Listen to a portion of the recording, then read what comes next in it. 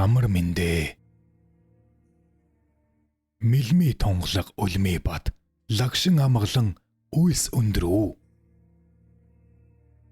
Туулаа нэвртэй подкаст.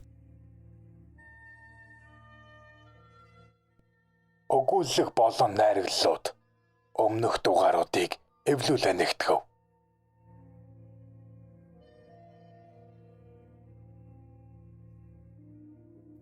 Жаргалын барамсай.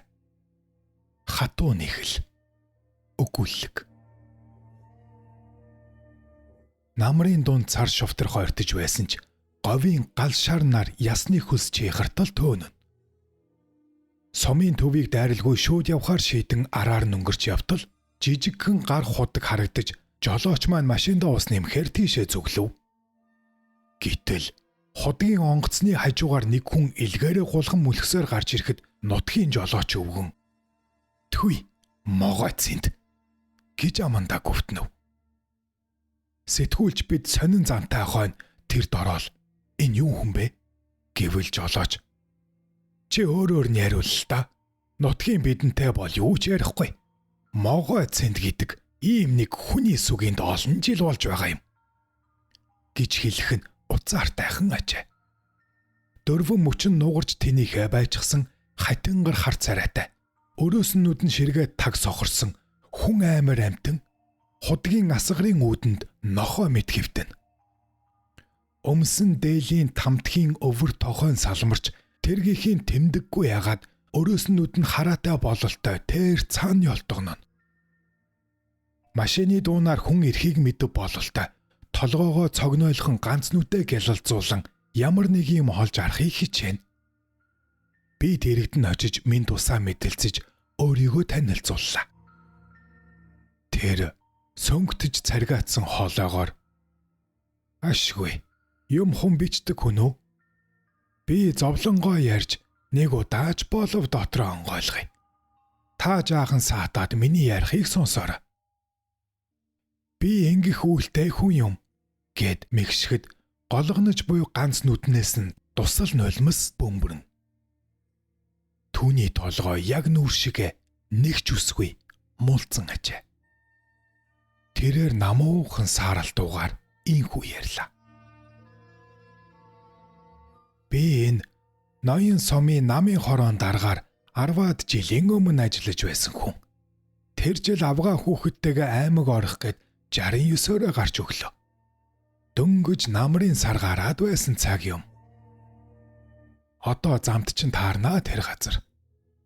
Ямбуу уулын бэлд жижигхэн хадан цохооны өвөрт газрын хөрс нь оволзоод хөдлөөд байх шиг харагдах юм. Ойртож очтол туж могоо. Хичнээнч мянган могоо байгаа юм. Мэдг аргалга. Эмэх замбраагүй хайсан татлагны дээс ам орсон мэт гөрвөлдсөн эрэ юмнууд бэл болцсон. Жолоочдоо зогсгож хэлээд гэрийнхэнтэй нөгөөх могоонуудыг харуулвас охин маань найж авгаа минь гадаг шааж гарахгүй суудалтаа шигтлээ. Гэнэт надад сумын нутаг дээрх бүх могоо энд цугласан баг. Хүм мал хүүхэд шуугат хатгаад явуулдаггүй дайснаас нь салгачихъя. Ганц чиг могоогүй сум гэд мандах юм билүү гэсэн бодол төрж "Алив чи бензин тэрлүү цацаад бамбараасаа гад шата" гэвэл жолооч маань "Дарга минь, би яасан ч чадахгүй. Лусын хорлол болно гэж аав ээж хоёр дандаа хэлдэг юм" гэж адарлаа. Тэгэхлээр нь миний уур хурж хойноо байгаа савтай бензинийг тос арчдаг бололтой даавуутай хамт авч гарлаа. Авгаа араас "Болооч өвгөө" гих дуултан. Гэвч би тоосонгүй. Бензинийг могоонууд дээр цацаж мөнөөх давуугаар асаан шидэж орхиод машин руугаа гүйлээ. Тэр дороол тэнгэр дуурч байгаа юм шиг пижгэнсэн их чимээ гарч буу тавьж байгаа юм шиг пис пас гэсэн дуу үргэлжлэв. Харвал ирээлжилсэн тэр олон могоо дээш үсчивч аимшигт галын хилэн улаан дүлнөөс яахан мултрах вүлээ. Манайхан бүр айж тэндээс холдохын төс боллоо. Тэнэгт толгой би замдаа. Аймгийн намын хороонд манай сум нэгч могоогүй сум болно гэж өөрөг авах юм шүү хэмээн бодож явсныг минь яана. Гэтэл тэндээс 10 км яваад эхнэрийн минь би дагжин чичрэн халуураад цааш явах аргагүй боллоо. Сүүлдээ машин дотор дэмэрч эхлэв. Бид халуун сэргэг дээр нь эмнэлэг бараадахаар сум руугаа ирэглээ. YouTube дээр Тулааны үртэй подкаст. Эмнэлгийн босго даваад над руу нэг том харснаа. Чи могоо болчихжээ гэж барихраад амьсгаа хураав. Цэл залуу 30 хэдэн наснда ёстой хормын дотор бууцсан юм шиг л хорвоогоос халчихсан да. Талигажигаа нутаглууллаа. Энэ хооронд би ухаантай ухаангүй хооронд илий балаал явсан юм. Жаахан зүрмэглэх гэхээр дандаа могоо зүүдлэн өрхний оосор гэрийн бүслүр ер нь дээсээр хийсэн юм бүхэн миний нүдэнд могоо болж амилж харагддаг боллоо. Би цагаан солио тусаж эхэлжээ. Тэгтэл нэг орой ганц охин минь гидэс гүзээгээр хатглаа гэд морчигнаж гарлаа. Эмч дуудаж үзүүлтэл төгжрөл шалуухан аймагт очиж хагалгаа хийлгэн гэлээ. Ингээд хаа байсан аймгийн төв рүү хурдлаа. Гэтэл тэр хачин хүн мэгшин уйлах гэвч нулимсэн тусал хатаж хэрэгсэн нүднээс нь гарсангүй. Цэнд химээгч аймар хүн хатсан амаа хэр буртаг болсон дээлийнхээ ганцуугаар арчаад дахин цааш ярив. Тэгээд нөгөө миний могоонууд шатааж алсан яг тэр газар ирээд охин минь нас барчихлаа. Тэнгэр минь. Би ч оршуул чадалгүй ухаан алдаж аймгийн эмнэлэгт сар гаруй орон гарan ухаантай байсаар арай ч үу аймгарлаа. Уул нь шууд өгчихсөн бол дээр байсан юм. Гэвч байгаль дэлхий амтан гэдэг юм хохирсон хариугаа заавал авдаг юм байна. Одоо би амьдараа өгчгээд мөлхөж явна. 13 жил яг могоо шиг л явлаа. Босож сууж чадахгүй. Цагтаа би ийм хүн явсан юм гэд өврөө ухан ширэн төрөвч гарган олон гэлгарууд нь давхарлан оролсон намын батлах гаргаж ирлээ. Завсраас нь давхраатай алаг нүдтэй өтгөн хар хөмсөгтэй бүсгүй. Тас хар костюм зангаатай залуу булцаасан хөөхөн охин 3 хамт ахуулсан зураг гарч ирэв. Тэр залуугийн зураг хажууд хэвтэж буй цэнт хоёрыг зэрэгцүүлж харах арга даамчиг алга. Гэвч могоо химээх цэнд ийм хүн явлаа да ах чинь. Харин одоо удахгүй өгөх юмсан. Үзэл суртал гэж айхтар юмд автаж явсан улаан коммунист би могоон чуулга гихч хэр барагтай хүн таардаггүй тийм ховор нандин үзэгдэлтэй таарад ийм нүгэл хийж галголомтой унтрааж өөрөө хүн могоо болоод зүдэрч явна. Хожmoo дуулах нэ. Тэр могоон чуулга гэдэгтэй учирсан хүн хормоогоо дивсээд адис авч мөрөгдөг юм гинвэлээ. Дүүнэр минь замдаа сайн яваарай. Ах нь хурдхан л нүд аних юмсан да гэд нэрэл могоо шиг гулбэлзэн мөлхсөөр сумын төвийг чиглэн отов. Тулааны үртэй подкаст тань таалагдж байвал subscribe тавьчаад дарж хонхоо идэвхжүүлээрэй. Тулааны үртэй. Өвгөн жолооч хөдлөнгүүтэй тамхи асаагаад их нүгэл хийсэн хүн ингэж үүлээ эдэлж байгаа юм. Буурхан багш минь гэд уртаар санаа алдав. Би жаахан чимээгүй явснаа. Тэр могоонууд хортой байж дээ. Гэхэд өвгөн ах нь уул нь биологийн багш байсан хүн. Тэгээд авдаг хэд амьдрал төрөлцөхгүй болохоор нь жолоо мушгах болсон юм. Могоон хор гэдэг бол ердөө шүнсэн шүү дээ. Хортой хоргүй 2 янзын могоо байдаг юм. Ялахад их амархан. Олон газраас явдаг сурвалжлагч хүн чамд мэдхэд илүүдэхгүй. Хортой могоон толгой шанаагаараа өргөн сумын зэв шиг хэлбэртэй сүүл нь огцом төгссөн байхад хоргүйнхэн шанаагаараа нарийнхан сүүл нь хайжамдаа нарийнсан урт байдгийм. Бүр ойртоод харвал хортой могооны нүдний хүүхэн хараа босоо зөв. Харин хоргүй могооных дуугарга байдаг юм шүү дээ. Гихтэй байна. 1-2-ын зэрэг могоо бас онцлогтой. Сум могоо гэж би. Тэр нөгөө сум могоо нь хортой мөртөө нүдний хараан дуурга тэмээн сүлт могоо гэж бас би. Тэр нь хоргүйч гэсэн хүүхэн хараан босоо зовон байдаг зойлог юм. Энэ байгаль гээчид чинь хэрэггүй амтэн гэж ёор үгүй. Могоо цэндээ суулж манай нутагт 4 жил дараалан ган гачиг зунт турхан болж хүм мал их осолцсон. Нутаг орноо хаяж нөөхөд ч хүрсэн. Муу юмны улбаагч нутаг оронд ч нүрэлдэг юм билээ. Манай өвөг дээдэс булаг шамд цагаан идээд усаахгүй хамаагүй газраас мод огтолж өвс ногоо зулгаахгүй байсан чинь шашны мунхруулга биш харин их нутаг онгон байглаа хэвээр нь авч үлдэх гэсэн нарийн ухаан юм шүү дээ. Байгаль гээчиг чинь хүн аргахдахгүй бол дийлэхгүй.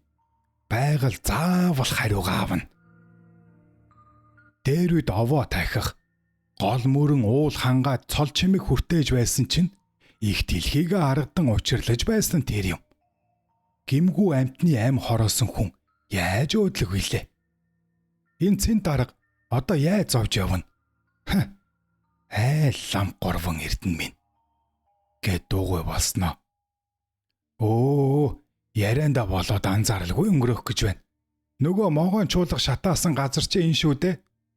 Чи ажиглаа би зогсоодхий. Ойртож очиод хэрэггүй шүү. Хүнээр бол олон төлөөлөгчтэй нэг томоо хурал болж байхад нь шатаа ачглаа гэсэн үг үзээ. Гэд торомсгоо гიშгэлээ. Дүнжгэр хүрэн уулын бэлд шахан орших хадан цохооны өмнө хоньны хашааны буурын дайтай газар бов борөнгөтэй ажээ. Тэр бол мөнөөх шатаж өгсөн могоонуудын тос гин.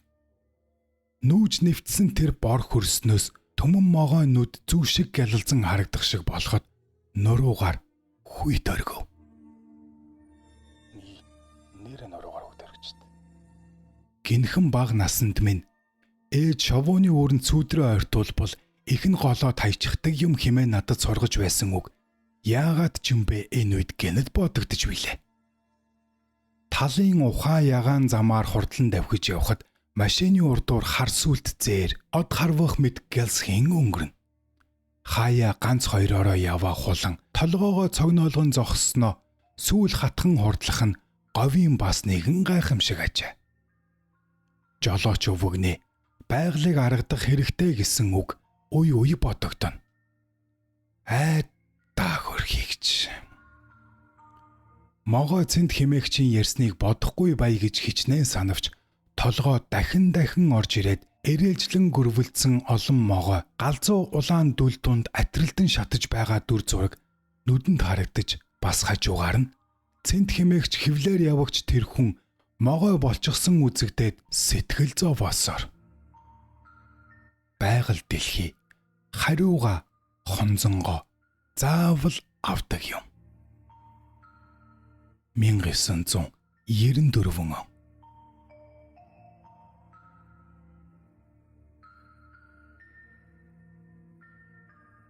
Та YouTube дээр Тулааны өртөө подкастыг үзэж бас сонслоо. Та арай одоо болтол subscribe тавьчаад орж хонхоо идэвхжүүлээг байгаа юм биш вэ? Гогтарж голгогдож явсан нас минь нэгэн дөнгөрөөд амьдралын цааснаа бичигдээгүй гонигт түүхийн улбаг нүд анаагүй дээрээ хойч үеийнхэндээ өчсөв. Хүрлээ минь галтай цогтой насандаа газрын гайд хатгуулж хайран сайхан амнасаа алдаж билээ. Би түүнийг савдаг лусын хорлолд өртөгдсөн гэж боддог юм. Бид хоёр үү зайгүй ирэхэж анг өрөөг ихээр л дэгэн дэрвэж цогшин эхэлж буй хорхоогоо дүл манартал нь хөөрөгддөгсөн. Ай хөрхий. Очтой залуу нас минь нэгэнтэй холдон одож зөвхөн сайн сайхан муу муухайн өргөн шаргал бараан балархай замууд маань хорвоогийн саарал тоосонд дарагдж л байна. ааг амтагдж явахдаа хөгшөрнөө гэж нэгэхэн ч бодсонгүй. Нүгэл хилэнцэд үйл үлдэж байна да гэж санаагүйгээ санчигны үсэнд хөрөө буух үедээ халаглан амаа барих юм байна. Буянт үс юу хийвэ гэж иргэн бодхосоо нүгэл хилэнц маань юусан билээ? Урд үлдсэн нүгэл хилэнцийг хойдох буйнаар нөхөн тэгшрүүлж чаддаггүй шиг бололтойдгоо. Хүрлээ. Бидний нүгэлт хараанчид хурдан хурд зэвсгээр хангаа дэлхийгээ цочсон халуун галт амьтдын улаан голыг яасан ч их таславта. Нүглээ намжлах гэж мэдэхдээ шившин уншиж хангаа дэлхийгээ аргалан цацал манлаа өргөн залбирлаач гэсэн нүглийн бөөн хар үйл шингэрнэ гэж үгүй юм. Буу саадаг агсан догшин хараанчдаас хангаа дэлхий хариугаа заавал авдаг гэдгийг хүрлээгийнхэн гунигт бөгөөд аюун шиг түүхээс мэдэх болсон юм. Хүрлээ маань төрийн хар хүн байсан юм. Тухаараа харсан цус хурсан хонин борнууд засчихсан дэш шиг өтгөн босоо хар хөмсөг мун шиг том гар шанаархуу гүжирмэг зузаан бор царай хүнгэнсэн бүдүүн дуу хоолой айн сүртгийг мэдэхгүй чулуун зүрх энэ бүгд нь байглаас хүрлээ заяасан анчны дүр төрөх гэлтэй. Хүрлээд ангийн заяа зүүн совин аль аль нь байсан ч нэгэнтээ өшөө хорсол үйлээ нүүрлсэн байж билээ. Суунгалсан цэнхэр хоолойгоор шившүүрэгдэн дуудсан цагт ямар ч ан өмнө нь хишиг буйнаа хайралтагсан. Тэр жилийн өвөл их хатуухан өнгөрч. Цагаагчин хонин жилдээ золгоход хүрлээгийн хатуухан 37-ны жил орлоо. Эр хүний энэ жил ороо бусгай байдаг гэдэг нь ортой ч юм болов. Шилийн хангаа нөмөр нөлөгт нэгэхэн бууцнаа отог галаа бадраан хээрийн цайгаа чанан сууснаа хүрлээ маань. Зөөлөг гэж зүүн нүдний доод завх татаад байх юм. Урд шүн хүн хар гөрөөсөнд баригдун арьсаа хуулуулж байна гэж зүтэлсэн. Станик муу сайван биш байгаа да гэлээ. Би анчин хүн совинтой байдаг юм гинвэлээ. Хангаа бидэнд чамлахааргүй л хишгээ хайрлаа. Буцхнаач яах вдэ химэн сэтгэлийг нь төвшдөгхийг бодон хэллээ. Хорогдож хургасан сэтгэлийнхээ жаврыг үргээгч гисэн үү? Хаврын шүний уртыг богиносгохч гисэн үү? Шалцад баахан шаргыг эвдөө муутайхан аялна. Тэгснэ цас манартал санаа алдах нь нэг л зөвөөртэй.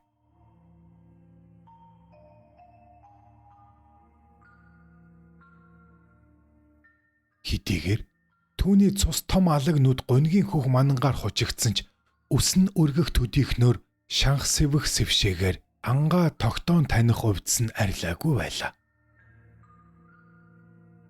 Алсын чимээг чих тавин чагнаснаа хүчээ тулаан ихлэх шиг бололтой доо. Хоёлаа зүүн уулаад авъя гэлээ. Би яаж чагнаад сонсоогүй хэлью. Уулаа мацсан даван харваас хоёр саахалт хэрийн газар цас манарган хүчит тулаан үнэхээр ихэлсэн байлаа. Хуйга задлан байгаа том бодон өлөн ирвэстэй тулалдаж байна. Бид хоёр олон жил ян хөвчөөр хицгэрэн тэнэхдээ ирвэс бодонгийн ийм аймагт тулааныг хараагүй болохоор хараачилсаар өлөн ирвэс хуйгт бодон төдхнөө хөдөлгөөнгүй болгоод авлаа. Ялсны тэмдэг болгох гэсэн шиг хүчрхэх хөлөөрөө аюулт хурц шүдэд амаа арчин байх нь ирвсийнхэр бол ол зомогтой гэсэн дохио байсан байж болмоор. Махиралцсан урд сүлээр нь бодонгийн тонгор шиг хурц соёоны эрэнд өртөгдөөгүйг нь мэдэж болохоор байлаа. Хүрлээ маань мөрнөөсөө бууга алгуурхан мултлан авч цус тулааны талбар руу дөхөж очлоо. Догсон л байхад байж байдаг болохоор мэрэгэн бууч хүрлээдээ сэтгэл эгүүцсэн юм үгүй байлаа. Чухамдаа ялан дийлэгч аратан ангуужлахаар гитэж байгаа боловч өөрийнхөө гигэн саруул амьдралынхаа хангааг хөрвүүлж нарыг үргээж л явжтэй. Ангуучийн буун дуу ян хийх нь гашуудлын олон хоолойн уян дүүлатан түгсэн мэт. Галзууманд өртөгдсөн догшин араатан суун тусснаа хажуухан алхасаар гүн шугуудаа орсон юм. Сүүлний үзүүрийн махир нь буугаагүй бодоход нүгэлт харын аюулт сум амнаас нь холоор өнгөрсний шинж гэлтэй. Шархатсан араатан эзнээ заавал оддог болохоор гүцэй гэж оройжонгоо ирээд олоогүй бутсан билээ. Хурдан буудаа эдэр залуу ангуучтаа цуглуулан чилийн исэн өртөө газрыг шүнжин эргүүлж гэрийн бараа харлаа. Оройдож хажуулсан болохоор айжуухан босцоосон юм. Хүрлээгийн маань ихнэр эртэж хүн цай зүй идэ будааг аль эрт бэлэн болгосон байлаа. Бүгд гадаалж морь харах нь харж үхэр төрхөн төрж орж гарна. Ан өрөөний атал сонин эдэр залуу насны наргаан хөгжөн юу эс байх вүлээ дээ. Хүрлээ маань хамгийн сүлд үндийхэд уйтангууд нь ядраа юу хэмээн тоглоо надам хийлээ. Ихнэр нь ичүнгөөрөн "За яршиг та" гэж тас хөхрөн. Гэр дүүрэн баяр хөөр аз жаргал наргаа наадам. Хүрлээ дээлээ нөмгөн өмсөд гадааллаа. Түүний хүдэр өргөн цээж, дорвлог хүнд алхаа, баясал тодорсон тосдаасан хүрэн бор царайг сүүлчийн удаа харж байгаагаа бид яахан мэдэх вүлээ. Аюул занал, өшөө хорсол, уйтгар гуниг энэ бүхэн хүрлээг маань гадаа хүлээж байж. Хүний дуугарах шиг боллоо. Юу болсон гэж санаад харах бүхэл ярихаас ч зүрх шимээр. Шарх авсан үлэн араатан эрлэгийн эзнээс өшөө хорслоо авахаар шүнжин дааган ирж нарыг нь харуулад бодийг нь хөтлий химэн гэр дээр нь хиран хөвцөн юм байжээ. Өглөө эртлэн босч гадаалсан хүрлээгийн ихнэр алхаар завдан буй анчтын алинтж гим хүргэлгүй зөвхөн өштнөө төвчээртэйгээр хүлээжээ. Хүрлээ морь харахаар зайдуухан очоо сутал өнөө өшөө авагч шарх хат ирвэс дүүлэн ирж ай гихийн завдалгүй түүний улаан хоолойг тас хивжээ. Хангаа дэлхий хүн амтан бүгд тэнцвэртэй. Харилцан шүтэлцэж амьдран тогтох учиртайг үл хайхарснаас болж гай гарч газар өмхөж билээ. Дав бол илүүгээ буцаадаг. Дутвал дутууга нэгтэг гэдэг билүү. Хангаа дэлхийгээ аргадан гуйж дахин шүтэж баймаа чинь хишиг буянг нь хүртгэхээс биш гүжир хар зориг нүгэлт хар бууны чадлаар хангаагаасаа буянг нь булаан авч болдоггүйг хүрлээгийн үхэл хилээд байна. Совдгийн сүүдэрт савдаг дагдаг гэж сургасан эцгийн минь үг юутай үнэн бэ? Хангаа дэлхийгээ баярлуулж л байж хүмүүн өөрөө баярлах учиртайг хойж үедээ хэлэх захиас минь энэ болмоо.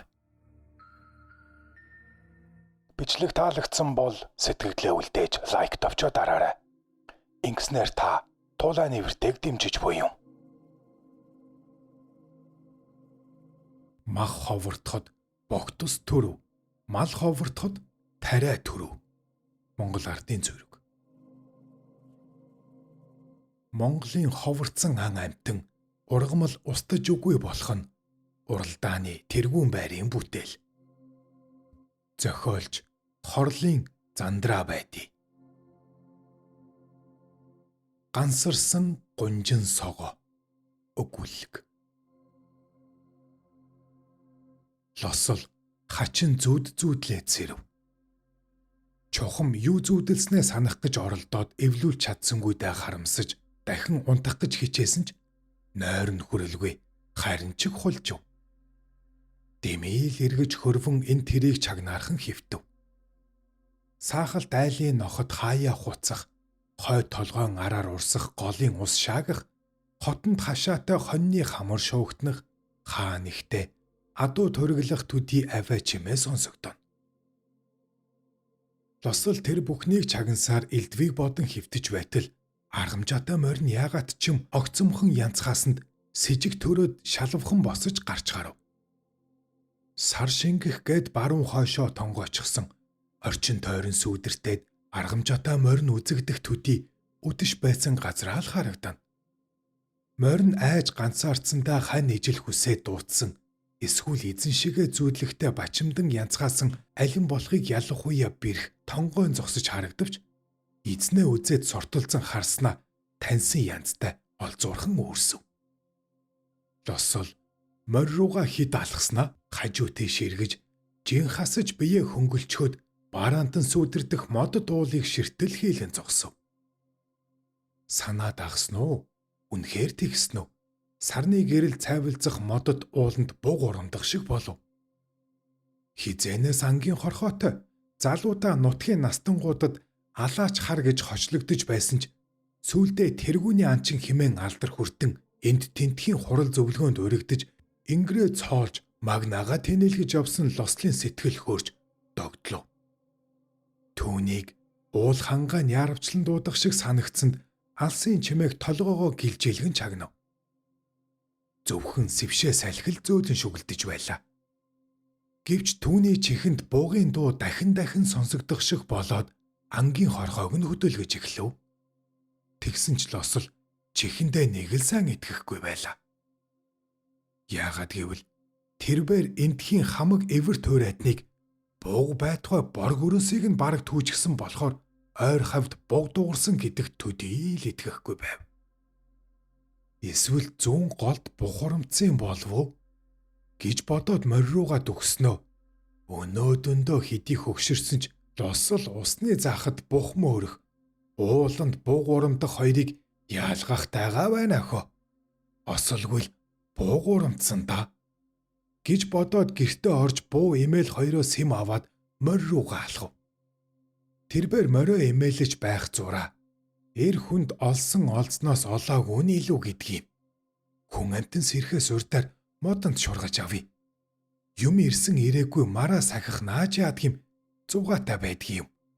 Ер нь хангал амтэн хүрээд ирэхийг хинбэ гэх юм бэ? Хангаа дэлхийд байхгүй юм байх биш. Аз ирж нэг юм тэглүүлбэл гайгүй муу ногоон олзбайгийн хорхойг дарна. Чи бас урд нь надаас юм авч байгаагүй юм шиг дахиад авахгүй юм шиг их үнэрхэж байваа.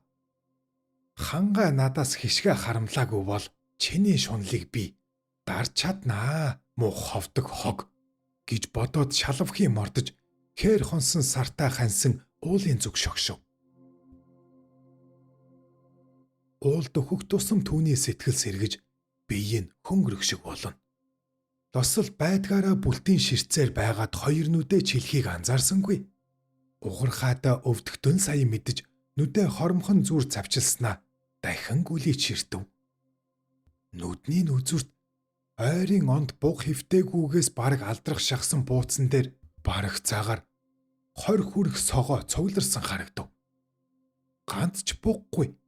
Ядаж ир тугалжгүй мөртлөө юу хүсэж хэнийгээ шохороход энд дан ганц согоо цугларсан нь ойлгомжгүй учраас лосол хэсэг зур гайхшран үнэхээр буугаалгуу гэж өөрөөсөө асуун ширтэл хийлнэ. Даанч үзээд өгье гэсэн тэдний дунд эр хүстэн амтэн алгаа. Ёстой нэг төрсөн байдлаа зурсан юм шиг өнгө тансаг кенцер ганган амтд модны чөлөөндөх бяцхан хонгор цуглараад бие-биесийг шохоорхож үнэрлэж шөргөөж долоож түлхэж оролдох нь нүдэнд зуугаатай ажээ. Лосол олон жил энэ уулаар хэрэн хисэж анг өрөө хийхдээ анхан үед нь хангал халуун буг түүж намнан чөмгийг нь суйлах юмсан гэж бодож явснаа. Сүүлийн хэд 3 жилд цусан иврийг нь бүлхэн чивтээ навгсан гэж шүлэнгтэж байснаас согоо гихч их амтныг төдийл хайхарч явсангүй. Альва амтс жам ёсоор бисийг хүсэн дуудсны эцэст учран золгож улмаар хүслээ ханган тайвширсандаа нэгэн нөгөөдөө янаг инхрийллийг үзүүлэн эрхэлж байдгийг олонтоо үзсэн лосол дан согоо нэг дор цуглараад аргаа баран тачаадж байхыг хараагүй юмсанчээ. Тэгээд лосол буггүй газар ирсэндээ харамсавч согоодыг сонирхохоор завдахдаа энэ мухар золигнуудад буугаарч яахав гэж ганцаар ярин бууга модны мөчөрт өлгчхөд Кевник гитэн мерасаар согоонуудад нилээд дөхөж очиод их өвсөн дунд нугдаан хөвтөв. Согоод биенээ элдэж хариж янзаар маяглаж байгааг харахад нэгэн бодлын зугаатай мөртөө нөгөө бодлын өрөвдөлтөйг анчин нэг их хайхарсангүй. Лосол тэдний элдвэр аяглаж зов тарчилж байхыг шохоорхон харж бах таваа ханган байхдаа дандаа гонжин согоо бай шүү дээ. Хүнээр бол 18-9-тэй огтол гэсэн үг юм да. Ёстой нэг хагсарч гансарсан амьтад байна да. Хинээрэгтэгч нас юм байх да.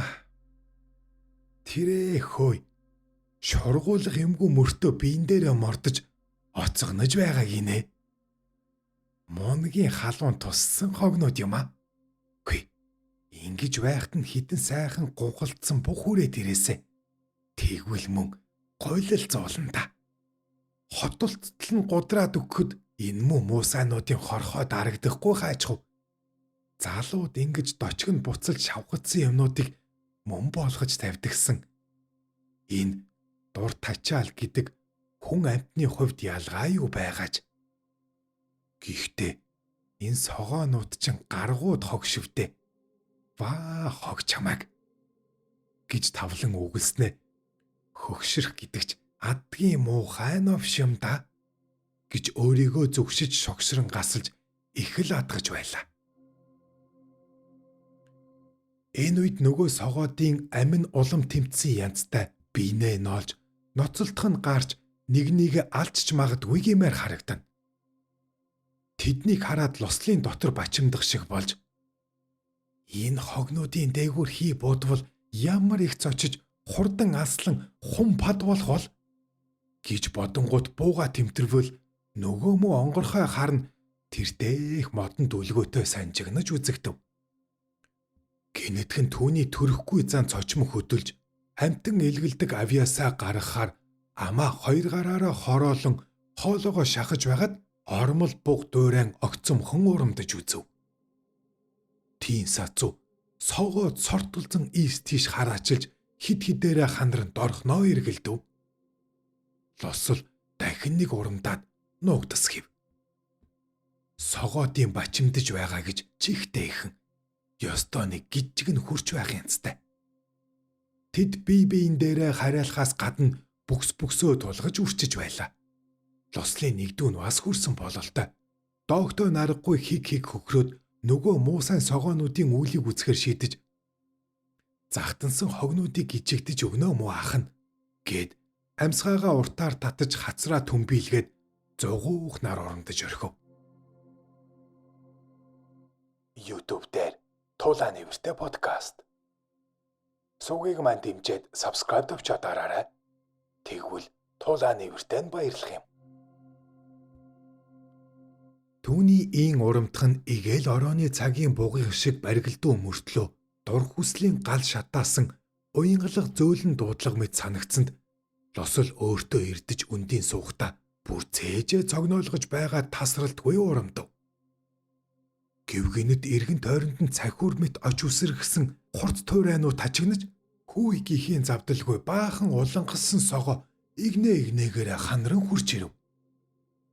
Цоцсондоо лосол огл хариан боссон боловч хаашаач зайлж чадалгүй согоонд бүслэгдэв. Тормолцсон хар нүдэнд бүлтэлцэж ботхон хоёр жихэн сортолцсон олон согоо хамраас арталзуулан галзуурсан янзтай тал талаас нь шохоорхон дөгхийг хараад лосол эхэндээ тохуун хөдөлснөө тэрд орохноо хэрдхийн цочив. Энхэн агшинд насны хань амьдралын түшиг болсон бууга сансан авч олц хайж аваага мартан саваа гүрхэж гараа салгаж хээр хайж орхисондоо харамсавч хож өмдөжээ. Энэ агшинд эвэргүй болохоос хангал халтар бугнаас яавчиг дутхааргүй хүдэр бариг бие хаатай лав 3 жил суваарсан байхаас зайлахгүй жавхалцсан том халиун согоо ижлээсээ тасран хурц туурайгаараа хоёронтоо завчилснаа лосол руу тулан ирж хилэн бадарсан нүдээр ширтэн үнэртгэд анчны шилнээс тусал хөлс тасарч ямар нэг амтан нуруугийн даган давхих мэд хүйт оргуулан доошлов. Тэгсэн хэрн алаачны бардам сэтгэлээр тохуурхан тахалцах гэснээ өөрийн ирэхгүй мохож мод шүүрэх гэсэнд гартан тэглэх юм олдсонгүй.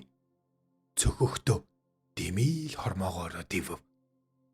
Энэ сацуу зэрлэг согоод үргэн зайлна гэж бодсон ч эндүүрэл болж нөгөө дүүл нь цочин гэдрэг ухасхийх төдий болоод харин чиг ажиг сэжиг нь арилсан байдалтай дорхноо эргэж туурайгаараа цавчлан омоорсоор алгуурд өгөв.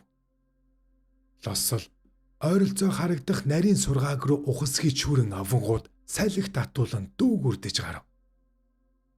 Согоод гэдрэг яргаснаа төдийл холдолгүй гайхширан зогсдол том халуун хамраа дуугарган цоонулцсноо туурайгаа цавчлан ухасхиймээр айдаад гинэд эргэн тонгоров. Түүний туурай гяс хийтэл лослын гардах сургааг мулт үсэрч тэр тэнд шидэгдлээ. Тонгоогоод өөр нэг мод авах гэтэл ард дагц руу тас хийх чимээ гарууд норууны нарсыг хуулчих шиг болов. Ухаан нь балартаж хүзүү хоолой хорно хүйтэн оргив. Энхэн зур олзбой панзын үхэн хатан загсан үгс зурс хэв. Мануулын нүд шиг хоёр цэрлэгэр ногоо нүдэ эргэлдүүлсэн олзбой. Найздаа орон орсон юм уу эсвэл дөнгөж буганд гараад байгаа согооны саваалж өгөөрэй. Гихтэн лосол хэнэггүйтэж. Чи чинь яасан шунхаа хогвэ? Дандаа л чи засаа гэж байдгсан. Одоо болохоор хээл сав хэрэгтэй гих. Чи ер нь тэр амтны үнцийг таслах санаатай байна уу? Гайгүй байлгүй. Хог минь барагтай айл байж үзээрэй гэж хэлсэндээ маш их харамсав. Хэрв тэгж хайхрамжгүй хандаагүй хитэн юм олох боломж гарлаа гэж олзуурсан бол яалаа гэж бууга гараа салах вэ?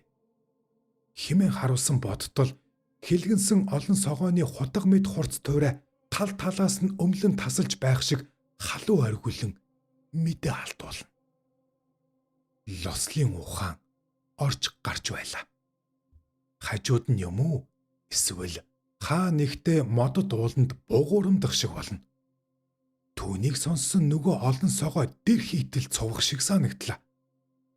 Лосол хинэтэ хогнууд чинь ашгүй далдарва гэж бодоод өндийх гэсэн толгойн даагдсангүй. Байдаг хүчээ шавхчин босох гэж чадалгүй шургачиж хамраараа газар шанхаар болдов.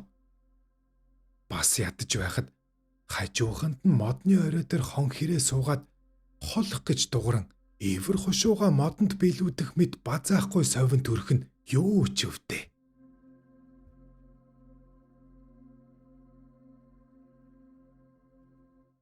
Та YouTube дээр Тулааны үртэ подкастыг үзэж бас сонслоо. Бичлэг таалагдсан бол сэтгэлдээ үлдээж лайк төвчөө дараарай. Бичигдсэн түүх шагшигдсан намтрагүйч би чиний зүүдэлж амжаагүй гайхамшиг. Гүржавын нямдорж. Зохиолч Гүржавын нямдорж. Хөвсгөлд сонсогдсон нууц дохио. Орчин үеийн үлгэр. 1. Хөвсгөлийн тайгад нэгэн гөрөөчин омог байжээ. Тэднийг сантийнхан гэдэг байсан нь одоо нэгэнд илэрхий болов. Омгийн ахлагчинд нь Дүүнз гэдэг нэртэй 13 орчим насны хүү байв. Гэтэл тэр Дүүнз гэдэг нь чонон тайгын шивэр голоор нутгалдаг асан 3 хүчрхэг омгийг хийдсэн аимшигт махчны нэр байсныг тэд мэдсэнгүй. Хүү нэгэн өдөр анд яваад буцаж ирсэнгүй. Уг нь оройн хоолндоо нэмэр хачирхийх ганц 2 хэрэм агнаад л ирэх ёстой байж. Омгийнхан урцныхаа гадаа зогсоод бүхэл шүнжэнгөө дүүнзээ хэмээн хашгиралдаж хонжээ. Үүрээр ойн цоорхоод битүү хар үстэй бүгтэр хар хүн шүдэ хавран гарч ирсэн нь махчин Дүүнз байв. 3 уулын цаана явсан тэр аратан өөрийнхөө нэрийг сонсоод гүйж иржээ.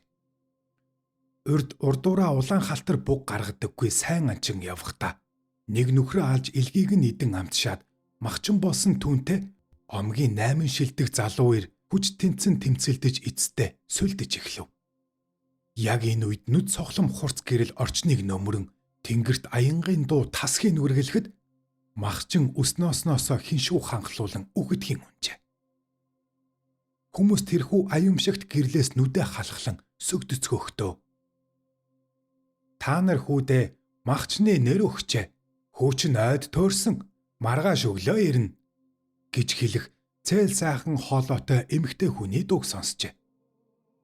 Сантын омгийнхны шүтэж дахиж ирсэн цурхын овоон дээр намирч байдаг хэв хадагш шиг өгөрсөн самбаа дээлтэй гоо үзэсгэлэнт бүсгүй маргааш өглөө нь дүүнц хүүг авч ирээд намайг бас дүүнц гэдэг аюул учирвал миний нэрийг дуудаарай. Газар нутагта амьдрах ирэхгүй болсон зовлонт хийнэгч болов би Тэнгэрийн оронд хүргэж өгнө. Харин зайлшгүй өөхөх цаг нь ирсэн хүмүүст тусалж чадахгүй. Тэд өөрсдийн унаагаар хойд төрөлдөө очдог жамтай. Хифтийн догшин бөөгийн дуун хүрсэн 23 үеигч нь харж явъя гэд моддын дундуур иргэн алгуулжээ. Салхинд дээлийн хормоо намирч байхад задгаа үүснэ хийсэхгүй байна.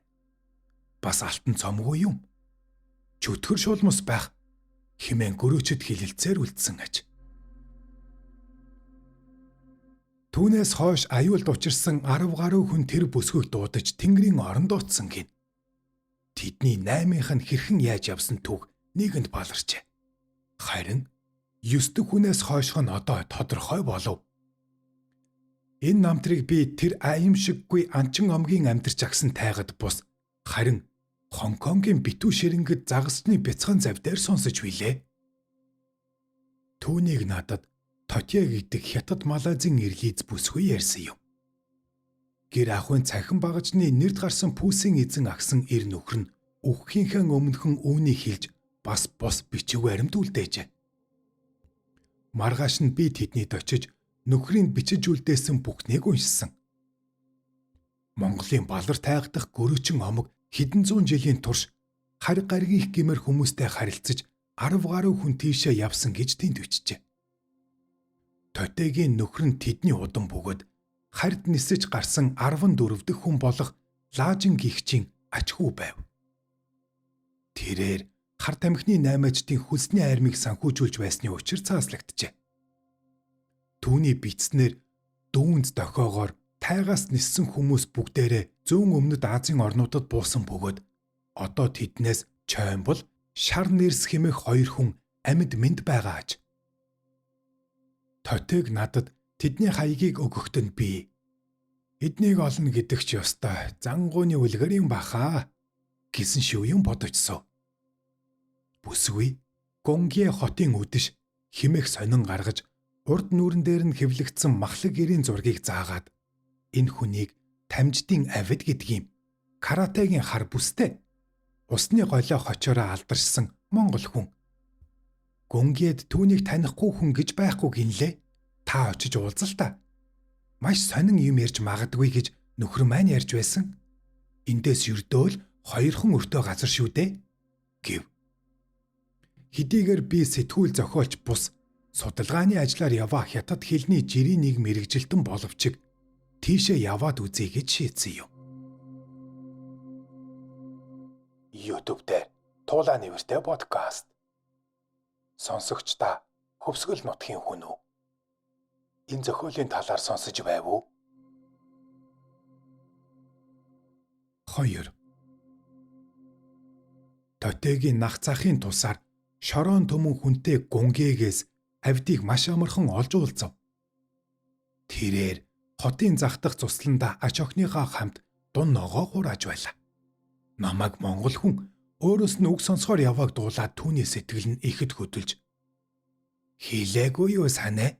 Өнгөрсөн шөнд би монгол хүнтэй уулзаж байна гэж зүүдэлсэн. Яг л байна да" хэмээн өгүүлв. Тэр зун Токиод мөн чих бороотой байж билээ. Хаалга цонхоор чиглэг манантаа сайлхүүлээж шөнө нь би тэнгис дээр хэвтэж байна хэмээн зүүдэлж сэрдэг байв. Эхнэрээ би бармагц байшингаа зарчхаад Америкийн хөлөг онгоцон дайгдан хятадд ирсэн юм. Алав төлхөөсөө татгалзан манжийн түшимлийг доромжилсны учир гэр бүлийнхээ хамт Шандун хунаа мужид 10 жилээр цөлөгдсөн миний бие ийхүү харь газар 16 жил болоод сая их нутагтаа зорьсон нь энэ. Бээжинд ирмэгцээ юунхээ гүний сүмд Монгол мөргөлчөнтэй уулзаж түүний жинг дагсаар Монголдоо очсон доо. Тэр бол Бадаргуулд төрийн 34 он байсан юмдаг. Очмог зоол хушууныхаа хар гэрт орсон. Юун гэвэл Шандуу мужид 4 жил болоод л босож Японд руу очив юм. Тэр үед чинь Жи Бан гэдэг байлаа шүү дээ. Манжин хааны хууль зөрчсөн тул намайг засаг ноён балдан бариулж түүнийхээ харамжинд амбнаас өндөр шан авсан гэсэн. Ийхүү байтал тамгын газраас хушууны газрын зураг алдагдаж түүнийг Японоос зугаацгаар явсан нэгэн хүн авч утсан гэж дуулджээ. Усан баймал Бярдан буугаар зэвсгэлсэн хушууны ирчүүд түүнийг хөөгөөд барьж чадсангүй. Тэндэл миний мухалгийн эзэн Мацудагаас сурсан каратегийн эд шэд гарсан да. Би 1226 газар 7% хушууны газар нутгаа тэгж авраад түүнийхээ ачаар ял мултарч харь биенд үлдсэн юм. Миний урдах эхнэрийг Булаг гэдэг байсан. Яа харахгүй чиний ярьсан анчны омгийн хүндээ.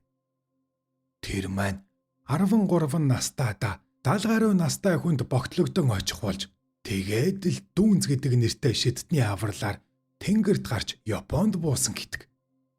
Харамсалтай нь би энэ ярианд нь итгэдэггүй байсан болохоор тэр маань өөр их юм жараагүй. Харин би чамайг нилээд ахиухан юм хэлж чадах нэг хүнтэй уулзуулъя. Бид хоёр ноднон боо цэндийн совлолт хамт амарч танилцсан юм. Тэр над нэг удаа Гүнтэв гэдэг хүний тухай ярьсан. Зайлвал яг л миний түрүүчийн аваал ихнэр шиг хов төөрөхтэй хүн байна билээ гэж авид ярьлаа. 3. Авидгой бид хоёр болзоо тогтоож 3 өдрийн дараа Гүнгэ хотоос 200 км зайтай орших уулын Манфо тосгонд мод үржүүлгийн газрын эзэн Дүүсюэгэнд уулзлаа. Нас 100 шахсан 2 өвгөн надтай хамт шүнжин сууж залуу насаа дурсацгаалаа. Дүүсюэ өвгөн ингэж ярив. Гүнтвийн тухай та нар мэдэх ёстой. Тэр бол аргагүй л хөх Монголын тасархай ясны хэлтэрхий цусны дуусал байсан юм. Хов хүний үзэж болох ёстой бүхнийг тэр үзээ зогсоогүй. Улс гүрний туулж гарах хувьтай тэр гашуун үнээх ч нэвтэлж явсан. 1916 оны 7 сарын 1 орой Монгол руу явж байсан Жингийн бяцхан цуваг дээрэмчид довтолж хідэн хүнийг нь алж бараад ачаа бараа өнгөчин тэмээ мал туйлуулж байх үед яндан цагаан морьтой догшин дүртэй залуу ир давхиж ирсэн нь дээрэмчдийн 10-ны дарга Гүнтэв байсан юм. Дээрэмчид ямар нэг туг тахих гэж намайг амьд үлдээсэн байжээ. Гэтэл Гүнтэв над руу илт голсхийн ширтээж дотор газрын дурсан шаахаа дилжигчи их Монголын эдүүрийн сав долоохоор ард тийшээ мүлхэж явна уу гэж хашгирсан. Би түүний өмнө өвдөгсөгдөд "За, өчөөхөн би тариачны хүн билээ. Амьдрахын эрхэнд хил алхасч ам зогоох гэж газар туулж явна. Ам өршөө" гэвээс "Химжээтэй л идэж үзээрэй" гэж хэлсэн. Тэгээд хөлөрсөн морио холб өсрүүлэн цовхчулж "Харчны хаан Бавуужав ийм юмар биш, тийм юмар туг дахин" химэн хашгирч ташуураараа заасан нь туйлсан тэмээний хөлд өнгөгцсөн Хятадын эзэн хааны хүрэг байж үлээ.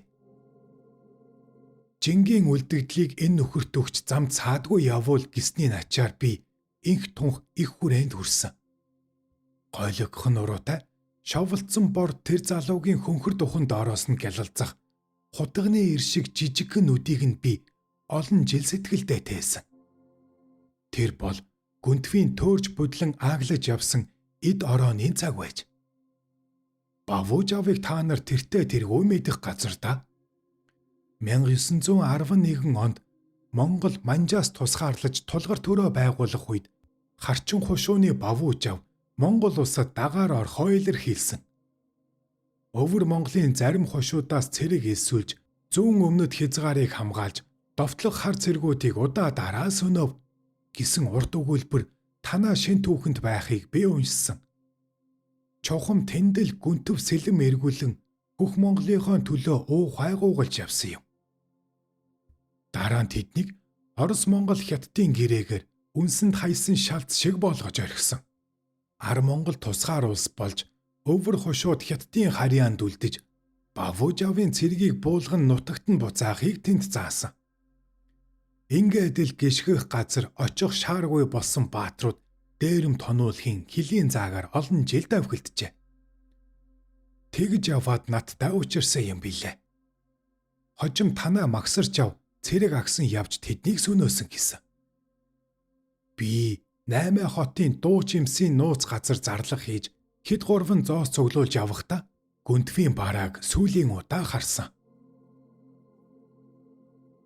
Нэг шөнө эзэн намайг сэрээж зочдод арх хүргэж өг гэлээ. Намайг арх авч шөнийн зоогийн танхимд ороход ширээ тойрон 3 монгол ир нэжгээд яатуу тэврэн сууж байв. Тэдний нэг нь гүнтв байсан бөгөөд тун их цогцсондоо болоод намайг оог танихгүй байлаа. Тэрээр тэвэрч байсан хүүхнээ дуу алттал нь хажуу тийш түлхэж орхиод би богод эзэн босоо хуаар гэж огт сонсоогүй харанхуй тайгаас бууж ирсэн хүн. Багада ойд төөрч зүгчээгээ олохгүй сар гаруй тэнэж яваад талд бууж ирсэн. Тэгээд дэлтийн хүрээнд мал нэдлагч болж хожим нас бие гүйцмэгцээ тайг даабууцаж очсон. Сонин байна уу? Сонингүй байна уу? Гэж хашгирсан. Наадуул нь хөхрөлдөж сонин байна, сонин байна. Цааш нь яриач гэлтсэн. Гүнтв босоо хуаар гихч хүүхнээ өвөр дээрээ дахин суулгаад отгийн маань ахлагч намайг зүүл бүрээр ариутхан дөвчгнөж тал руу буцааж явуулахгүй гэсэн. Дахиж тийшээ буувал сүнсгүй болдог юм гинтэ. Цуурхын урдаа барьдаг бөө миний замыг төөрүүлж 41 хоног үер буулгаж дараа нь цас оруулсан. Тэгэхэд би дүүн зээ намайг авраач гэж хашгирсан. Зүгээрч нэг дуудахгүй. Бас их ёстой дихтэй. Тэр нарийн бүгдийг нь хөөрхий миний ээж гүйцээж өгсөн юм. Тэгэхгүй бол цуурхын бөө намайг идэх байлаа. Тэнгэрээс цагаан гэрэл цацруулсан шовуу шиг бүсгүй нисэн ирж намайг аваад огторгойд гарсан. Тэнгэрт явахдаа би ухаан алдаад нэг сэрэгвээс нэгэн их мөрний хөвөөндөх элс тосгоны орчим хэвтэж байлаа. Тэр нь дундад улсын нутаг Хуа ганц юан гихч гацаа юм байж. Одоо над их нутаг аав ээж аль нь ч байхгүй болов. Бурхан шүтэнч гэж байхгүй. Миний тайгад богд эзнийг биш хөг тэнгэрийг шүтдэг. Та нар бүгдээрээ тийм модон туургат дээдэстэй байсан гэж гүнтв хэлж байсан санагдана. Маргааш нь түүнийг дэм буудлын шатан дээр буудчихсан байж билээ. Босоо хуараас болоод Солонгос цагчин ир буудчихсан гэж хүмүүс ярилцаж байсан. Дуус ювэ өвгөн ердөөл ийм л юм ярив. Тэгээд модны мөчөр шиг мойног гараараа тухаа бацаж би үүнээс илүү сонин дуулгаж чадахгүй нэ гэлээ. Таалагдж байна уу? Тэгвэл лайк товчоо дараарай. Мөн subscribe товчоо дарж сувгийг манд дэмжээрэй. Туулаа нэвэртэй. 4. Би их орондоо ирж өдөр тутмын ажил явдалдаа дарагцаар нэг л мэдхэд нэгэн жилийг үтлээ. Харин археологч Дондог Сүрэнгийн ангийг дагаж хөвсгөлийн хойд сумдаар явсан минь мөнөөх дүүнзийн домгийг дахин сэргээх боломж олгов. Уулзсан хүн бүхний хил амыг сугалчих шахан явж байж дүүн заваад явчих юм шүү хэмээн хүүхдээ айлгадаг нэгэн айлын сургийг сонслоо. Өвгөн дөрүлж хэмээх даваа шиг өндөр хэр дээр зусаж байгаа тэр айлд очвол хижээл насны нэгэн ир нөмгөлж суугаад мах идэж байв. Түүнийг сар улгин. Авгаа хүүхэд нь сумын төвд байгаа. Өөрөө сарлага оторлож яваач. Тэрвэр миний ирсэн хэрэг зоригийг сонсоод хөөгийн юмд дурлаж явах юм да. Аав ээж маань амьд цэрвэнсэн бол хоосон гаргахгүй л байсан бах. Миний мэддэг юм гэж юу аах вэ? Гэхдээ ядаж нэг домогшоо юм яри. Урд нэг сайн ир манай нутгийн баян авгаа долждын хөх морийг хулгайлахаар болж л те. Домогч биш. Үнэхээр болсон явдал юмдгуу да. Өвлийн ихэн сар гарч хад байж. Тэр айл морио гэрийнхэн гадаа сойж байв. Өдөржин дурандж байдлыг шинжсэн хулгайч шөнө нь хашаараа дөхөж очтол тэдний хотыг тойроод цахиур буу шороотол үрсэн хүмүүс шивэлэн зогсож байна. Маргааш нь нэрвэл бас л адилхан. Ойролцоох агууд хоргодон гайхширч хөвцсөн хулгайч урд цуг адуу хөөж явсан нэг нөхрийнхөө ярьсан хардны ясыг гинэт санджээ. Түүнийг савгандаа хийсэн айлын хотыг цахиур буутай хүмүүс мандаг. Үгсний буутангууд байх уу? Нөгөө л яснууд үзэгдэж байгаа нь тэр гэж ярьсан юмсанч. Хулгайч угасгийн босож тэдний давхиж хөрөвгэн. Завганд нь үнэхээр 6-7 хардны яс шороож харагджээ. Тэр айл насанд хүрсэн ганц хүүтэй юм байж. Авгай хүү хоёрыг гэр зургийн ажлаа амжуулан орж гарч явах зуур нь хулгайч тэднийг нь хамж өвөртлөөд морджээ. Шөнө нь морийг нь хулуулж мэрэг төөрүүлэн хойд зүг гаргаад дараа нь урагшаа хөөжээ. Ногтыг нь алаг толгоон бэлд. Дэл сүлийг нь бор бургасны өвөрт хайсан гэсэн. Харамсалтай нөгөөх морио юулж унах гэж байгаад алдаад маргааш нь үдэш хөөцөлцөөр гэрийнх нь гадаа иржилтээ. Тэр чимээнээр гэрийн эзэнхүү бууга барин угтан очиж хардны яс дахиад нэгийг мүлжиж амжаа юу гэж хулгайч хэлээд жүчээнд орсон мориу нь явж очтол хүү бүдүүн гуяар нь буудчихж. Тэр хулгайчийг тэгж барьсан юм гинвэлээ. Тэр хөх морь үнэхээр сайн морь байсан юм гэсэн. Хулгайч дараа нь шоронгоос оргож тайгад гараад улаан модны орчин бүслэгдээд байхдаа ор сураггүй алга болсон юм гэж ярилцдаг. Сэргийл хийхэн асар их хурц гэрэл хараад л алдсан гэдгийг. Төвнийг чоймбл гэдэг байсан. Арга байхгүй л манай цусны хүндээ тайгаас бид хамтдаа бууж ирсэн юм гэж аав ярьдаг байсан. Харин ээж дүүнз гэдэг чинь дархтын хараал зайрангуудын жатг гэж их сэжгэлдэг байж билээ гэж саруул ярьлаа. Энэ тайгаас тэгж сураггүй алга болсон хүн өөр бий юу гэвэл Шарнерс гэж чи дулаав эзтэй. Манай аваг аг болох хүн. Зохиолч болж дараа нь орон шоронгоор явж байгаад 60 хэдэн онд бас л тэр улаан модноос алга болсон доо. Хүмүүс бөмбөлгөн аянгад дайруулад хайлчсан гэж зурдаг юм. Бурхан чөтгөрөөс тэр нь илүү артай юм шиг санагддаг юм. Чамд хэрэгтэй бол Шарнерс ахын охиныг би хэлж өгье. Аймгийн төвд суудаг. Игүүз гэхээр хүмүүс андахгүй. Чадaltaй эмч болсон доо гэж саруул хэлв. Би хот руу буцах замдаа тэр бүсгүйтэй уулзлаа. Шүдний эмчийн өрөөнд бид нэлээд удаан ярилцв. Дөнгөж 30 гарч яваа хэдийч түүний зовхинд гүн хүүх зураас тогтсон нь их л овржуу харагдуулна. Игүүз ингэж ярьлаа. Аав маань ариутгах дуулал Нил ягаан туяа зэрэг шүлэг битсэн учир эрүүгийн хуулийн тусгай ангийн 49-ийн аад зааснаар бүгд найрамдах Монгол ард улсын нийгэм төрийн байгууламжийг гутаахад чиглэсэн гэгдэж төрийн эсрэг онц аюултай гэмт хэрэгтэн болсон юм. Би нэг удаа Цэдэн бал 24 наснда намын төв хорооны ерөнхий нарийн бичгийн дарга болжээ. Яг л сууд хүмүүс шиг гэж авт хэлсэн юм. Чи хизээ нэгэн цагт өөрөө ойлгох болно гэж аав минь хэлсэнсэн. Ганц худгийн урдчлан хорих байранд 3 сар сууж байхад нь ээж бид хоёр уулзах гэж хэд хэд очиод чадаагүй.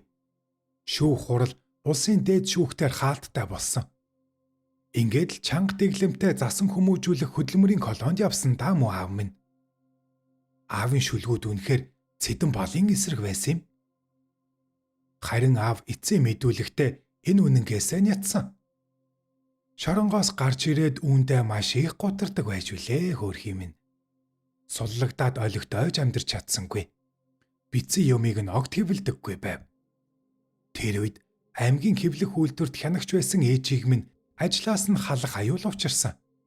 Аавыг нууцаар юм хэвлүүлчихнэ гэж дарга нар нь болгоомжилсан байх.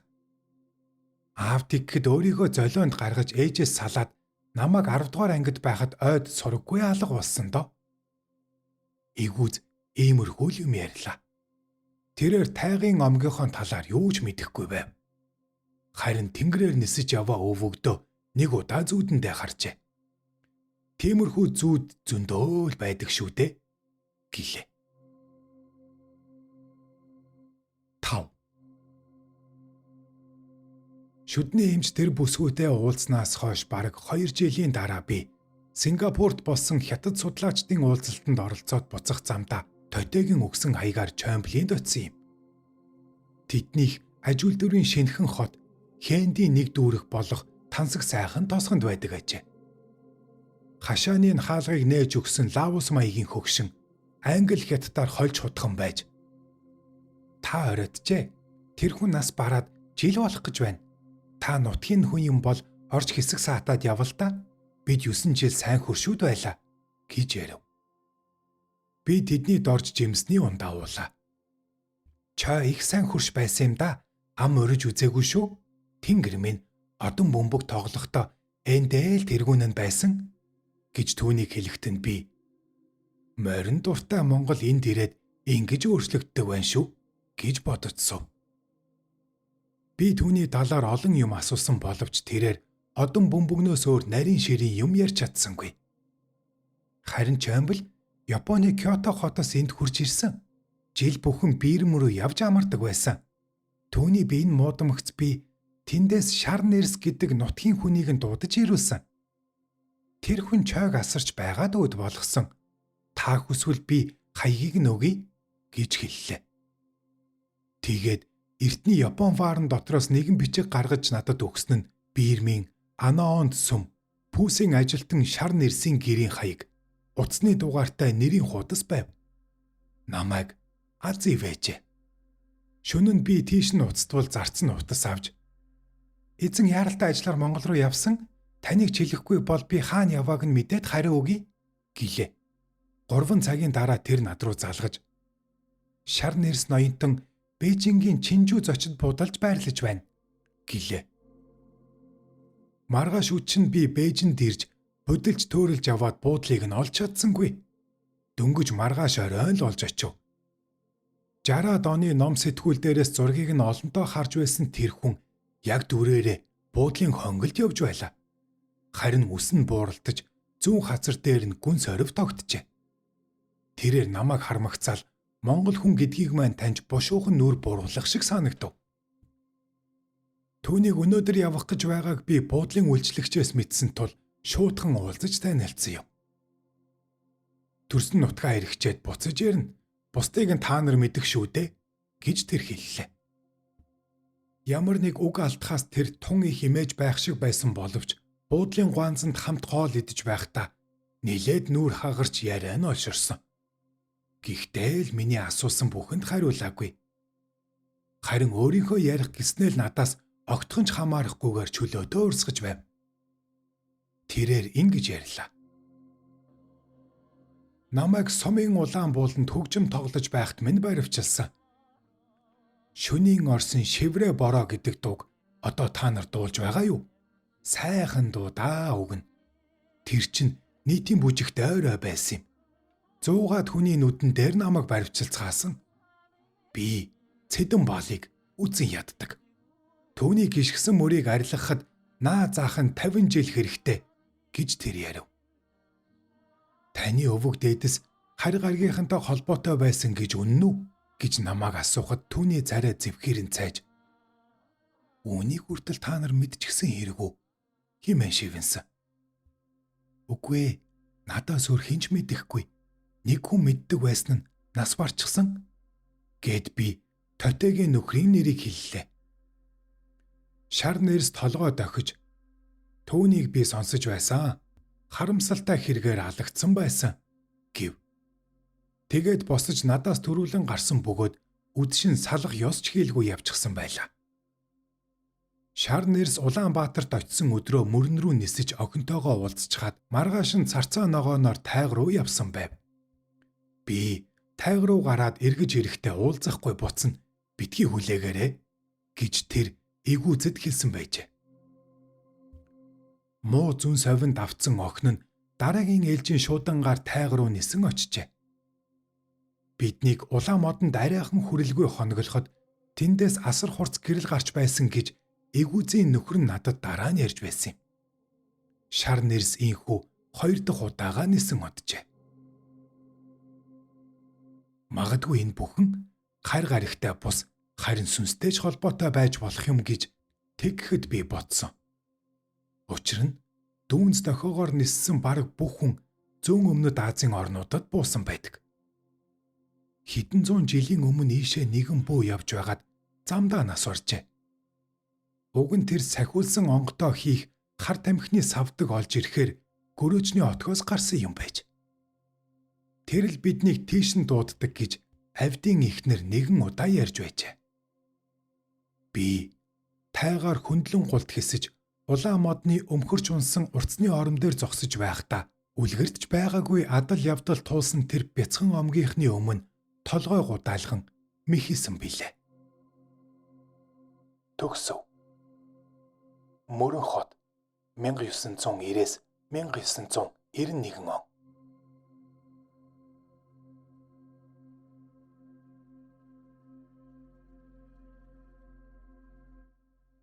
YouTube дээр Тулааны урта подкастыг үзэж бас сонслоо.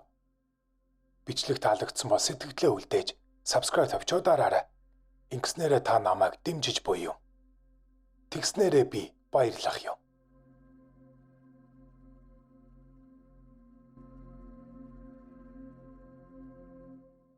Идсэн ч чонын ам улаан, идээгүй ч чонын ам улаан. Монгол ардын зөрөг.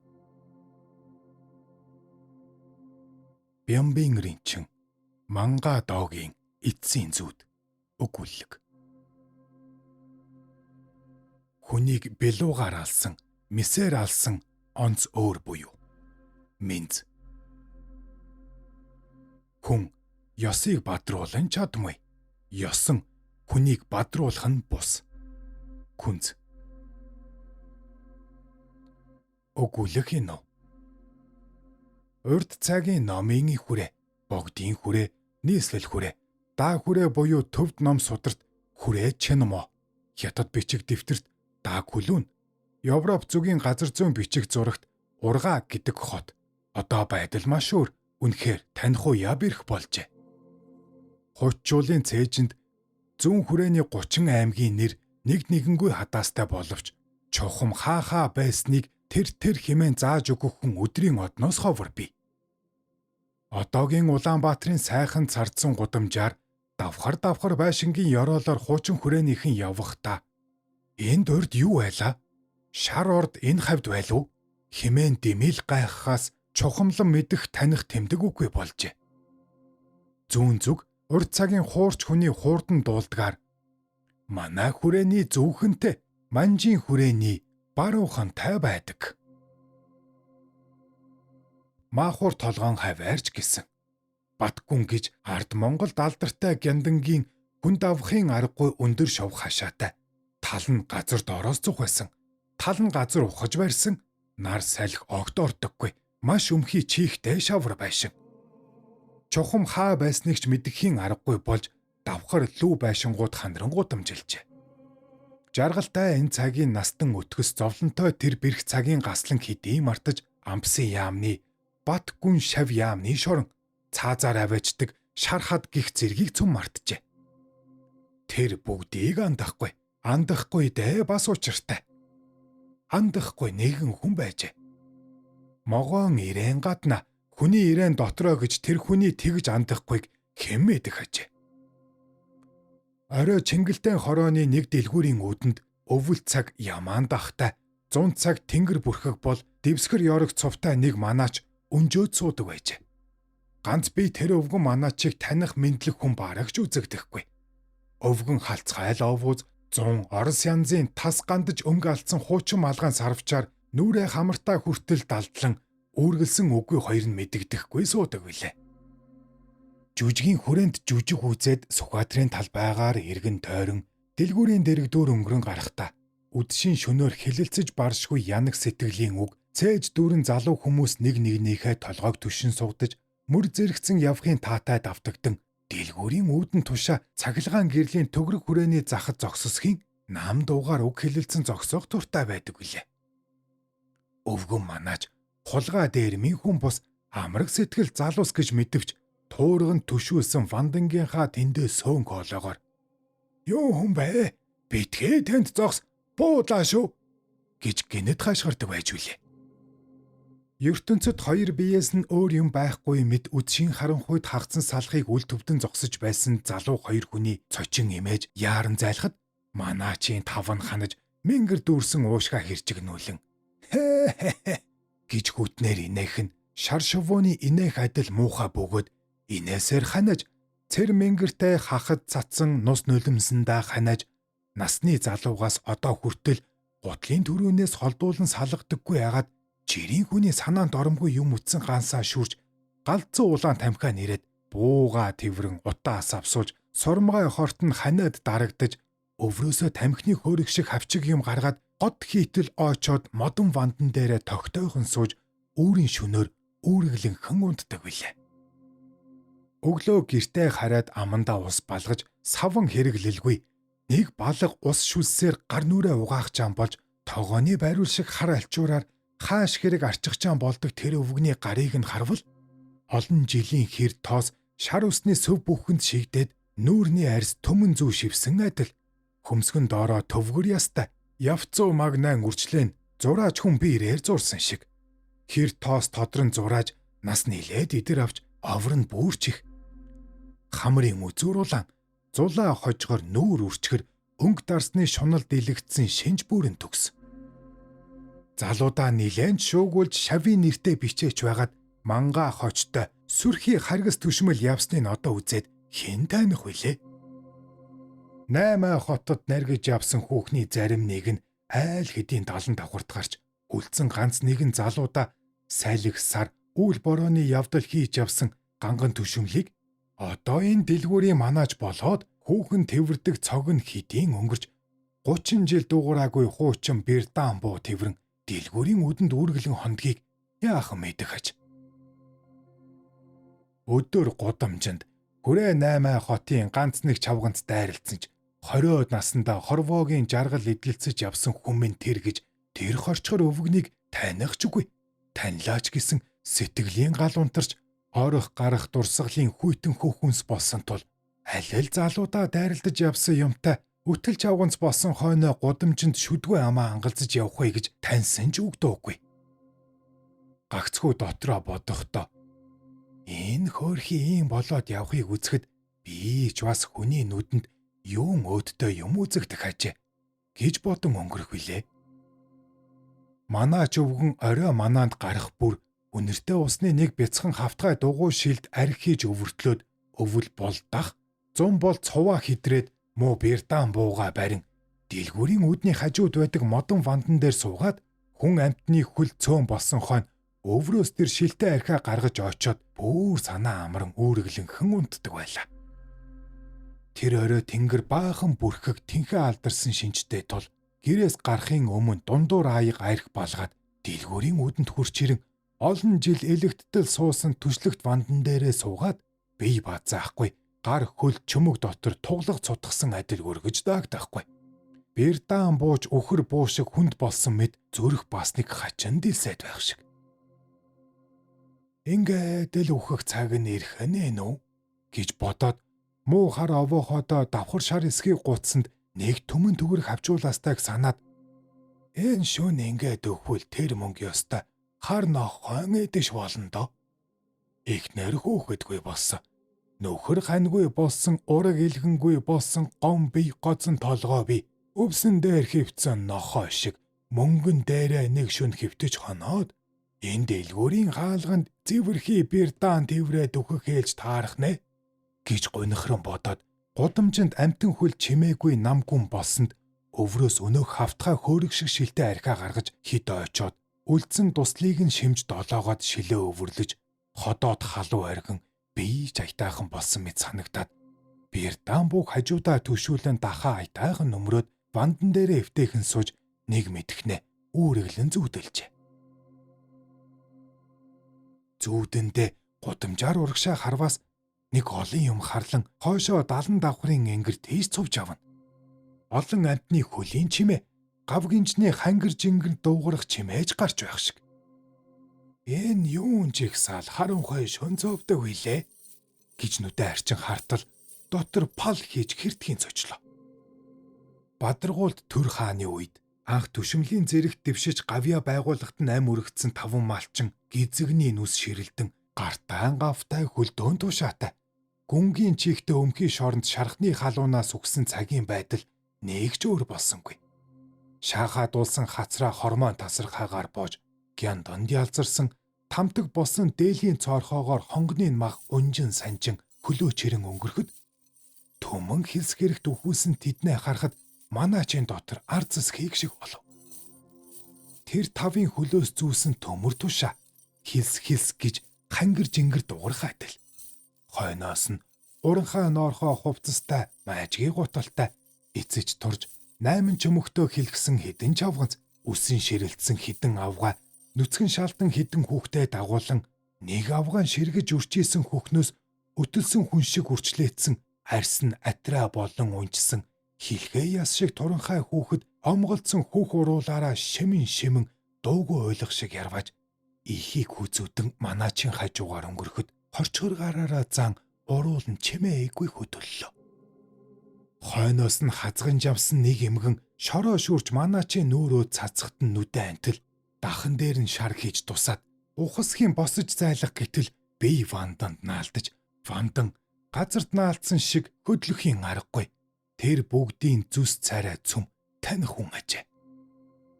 Төрүүлж явсан 5-ын ар гэрийн хүн амьдралдаа алдаж жадрын гүүр дор осгож өгсөн амьтад явна.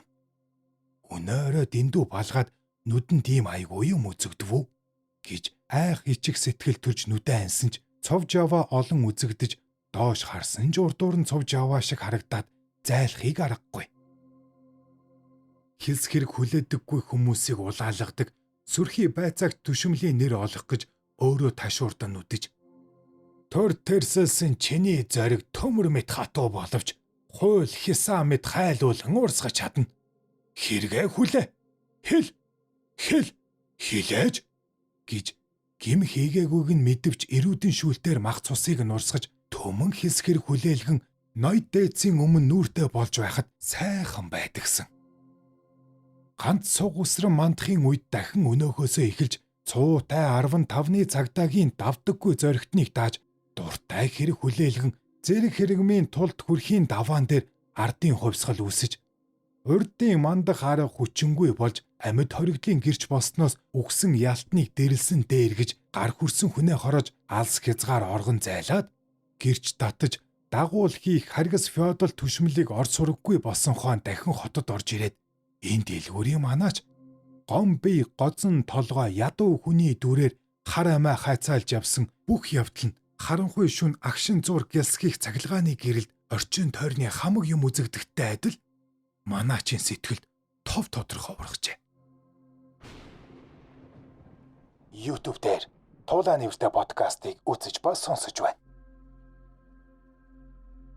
Сүртэй жигсаал өмнөөр нь цувсаар цөм өөрт нь уруулж зодуулсан цус нүжөө цовруулсан хүн бат гүнд үгсэн хүн шар хадад буудуулсан хүн цовж нэг хартал манаачин төрсөн их нь хүүгийн ёсон бусаас жигшин идсэн шинжтэй тэр олны дунд буруу харан 6 таяг тог тулж хөлөө чирэн явснаа таягаараа хүүгийн өөдөөс чичин муухай хараад өнгөрөх шиг боллоо.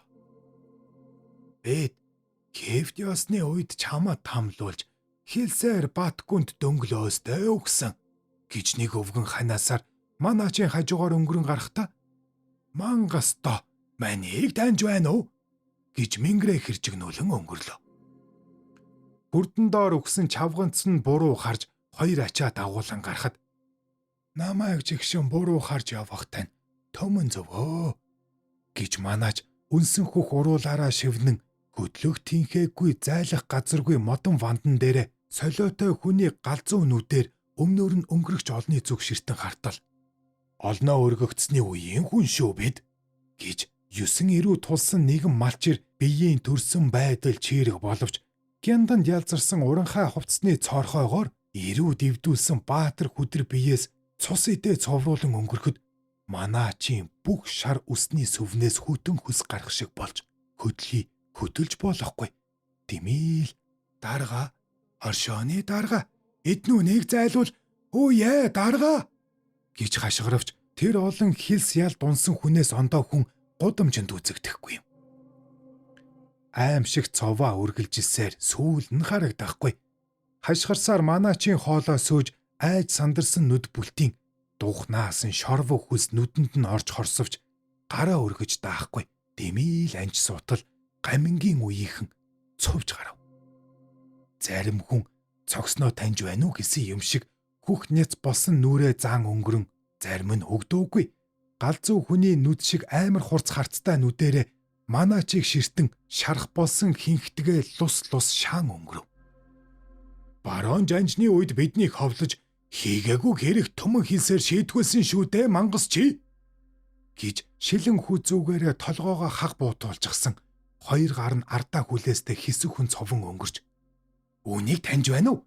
Төрөнд чинь байгаа чиний ганцны тэмдэг" гэж нэг залуу ир хуухай хаг зохиулсан шарах зан шүдгүй амаа ангаахт нь ирүү шүүлт тулгаж шүдийг нь булах цогсноо санаад манаачийн зулаа хожгор боловч шилэн хүзүү хулгай гизгийн үс нь ар зас хийх шиг боллоо.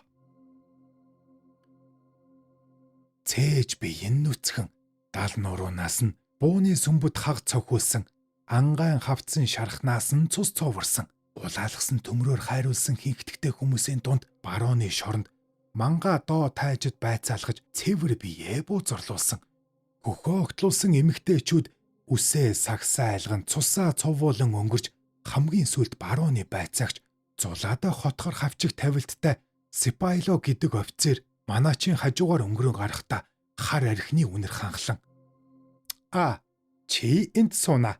Яаж болно? Танай ба манай ажил хамт хийсэн хамт явна гэрэхтэй. Мөнгө архи хүүхэн ондоо юу ч хэрэггүй байсан.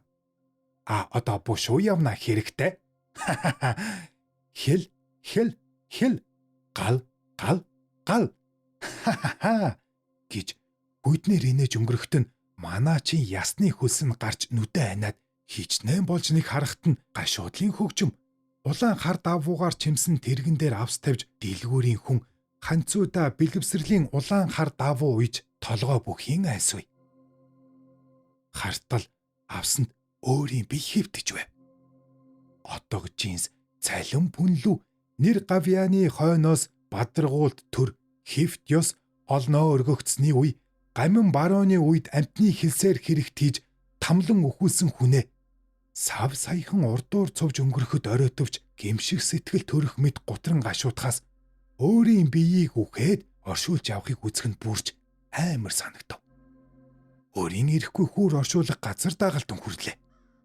Авс хийх нүхний өмнө очиод зүрх нь гүнэргийн хингэрэг шиг хинхтэг дотор дүн гэж цохих байх мэт боловч эргэн тойрон хартал хоршооны албан хаагчдын цаагуур өнөөх түрүүн цовж өнгөрсөн хилс үгсэн ус аж амьдралаа алдаж зовон үгсэн тэдний ар гэрийн хүн хідэн давхар бүслэн тойр зогсож байгаа нь харагдлаа. Манай хоршоонд олон жил манаач хийж байсан шудрах томоотой нөхөр доо насан эцэс болсонд хамт алба хааж байсан ажилчин албан хаагч бид гашуудан ёсолж шудрах зүтгэлтнийг нь тэмдэглэн дурсаж байна гэж дэлгүүрийн нэг албан хаагчийг авсны өмнө зогсон үг хэлэхэд тэр албан хаагчдын цаана манж автономитийн үед хилс хэрэгт унгааж эрүүшүүл тулгаж зовоон өхүүлсэн манга доогийн өөрийн гараар буудан алсан гимзэмгүй олны цаанаас барооны зандалчин Сипайлын ха би ба чи хамт ажил хийсэн хамт эндэх хэвтэн ха гэж хүүтнэр энэхийг нь сонсоод хамаг бие нарцсгийж би шодрох хүн бишээ. Би олон хүний мах цус идсэн манга доо гэдэг төшмлээ гэж ичих нулимс нүднээс нь гойчин хацрыг нь хайлсан туглаг мэт түлж би шодар гэд мингэртэй цээж нь хэрчгэнэн ойчход манаач гой та яава гэд хажуугаас нь нэг хүн өнөө модон вандан дээр нь аяархан түшиж суулгах шиг болохыг мэдээд ухаан балардан амьсгал нь тасарчээ. Манга доогийн эцсийн зүуд. Бямбингринчин.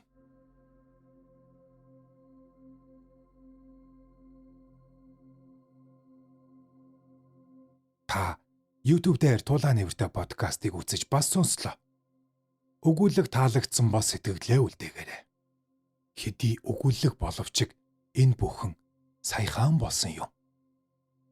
Таны хийх энэхүү бяцхан үйлдэл намайг дэмжиж буй хэрэг юм. Намайг дэмжүүл би урам авч илүү ихийг хийх юм. Танд, таны гэр бүлд эрүүлийн хаз жаргал хамгийн сайн сайхан бүхнийг хүсье.